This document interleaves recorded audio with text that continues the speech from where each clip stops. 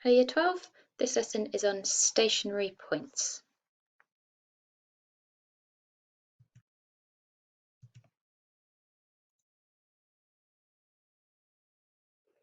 Okay, so here is an example of a quintic curve. And A, B and C are all stationary points. The gradient of the curve at each of these points is 0. That's why it's called a stationary point, because nothing is changing. The rate of change is 0. Here we are increasing. Here we are decreasing. Here we are, for a moment, still. So, to find the coordinates of a stationary point, and this should be revision, we find f' of x, we find the derivative, and solve when the derivative is equal to 0. That gives us the values of x when the gradient is 0. Then we need to find the coordinates, so we need to find the y part. We substitute the values of x into the original function to find the values of y. Let's have a look at an example here. So I start by differentiating. Then I'm going to solve this when this is equal to 0. It's important to state this part in your working. It's important to state you are solving the equation. This expression is equal to 0.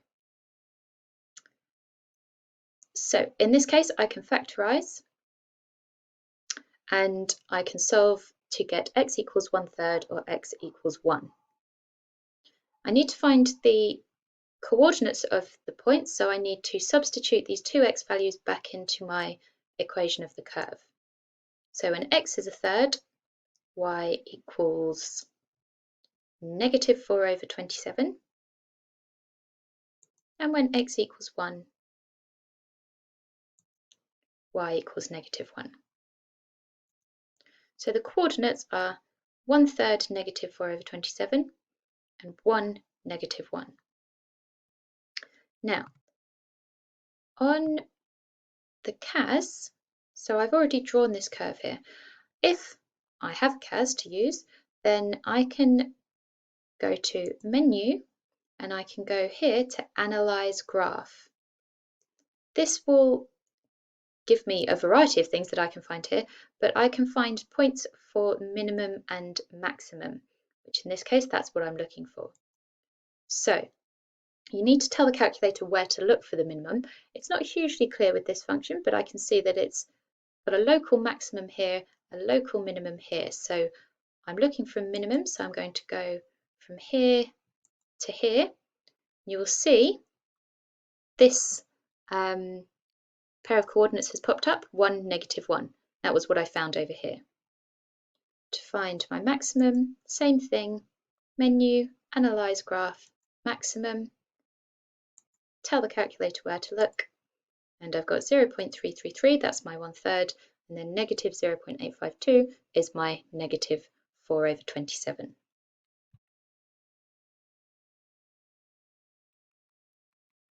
Shouldn't have had so many things open, should I? Okay, so now have a go at these questions here. Pause the video while you do this.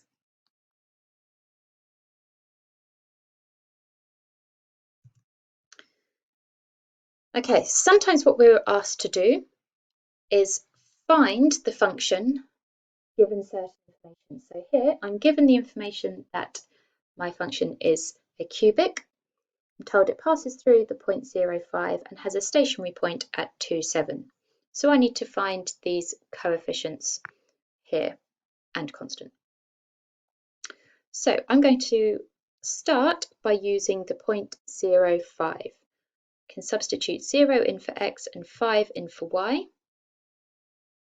All of these terms that have an x in become 0, so I get that c is equal to 5. Now, we'll come to f' of x later. Now what we're going to look at is, because we have a stationary point at 2,7, that means that our graph must pass through that point. So I can use the same idea as I did with 0.5, but substituting in x equals 2, y equals 7. That gives me this. I have replaced the c with the 5 because I know that c is equal to 5. Then I can simplify and simplify again. Can't do anything else with that for the moment. Now I'm going to have a look at f dash of x. So when I differentiate my original rule up here, I get this. Now, if there is a stationary point at 2, 7, that tells me when x equals 2, f dash of x equals 0. So I can substitute 2 in for x and set it equal to 0. Again, I've got some simplifying to do here. Now I have got 2 equations and 2 variables that I'm trying to find, so I can solve these simultaneous equations.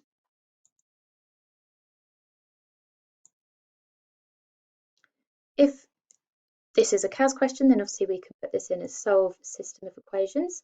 I'm going to subtract the first equation I found from the second because conveniently they both have 4 a's. Otherwise this wouldn't do me much good. Remember here we're eliminating the a's. That gives me 0 equals 6 minus b, so b equals 6. Now I've found b, I can substitute back into one of my equations to find a.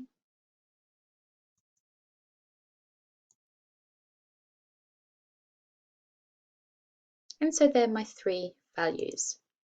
It's a good idea, I haven't done it here, but it's good practice in exams. So you're asked to find a, b and c. I have, but they're kind of dotted all around the place.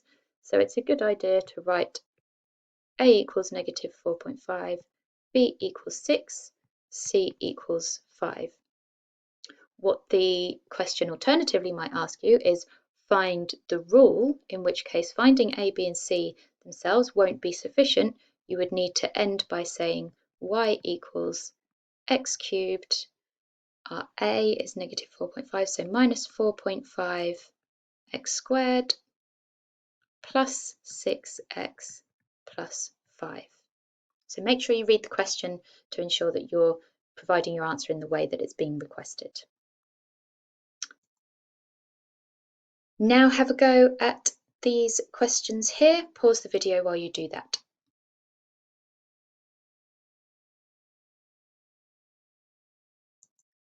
Okay, another way we could have answered the questions before is using our CAS.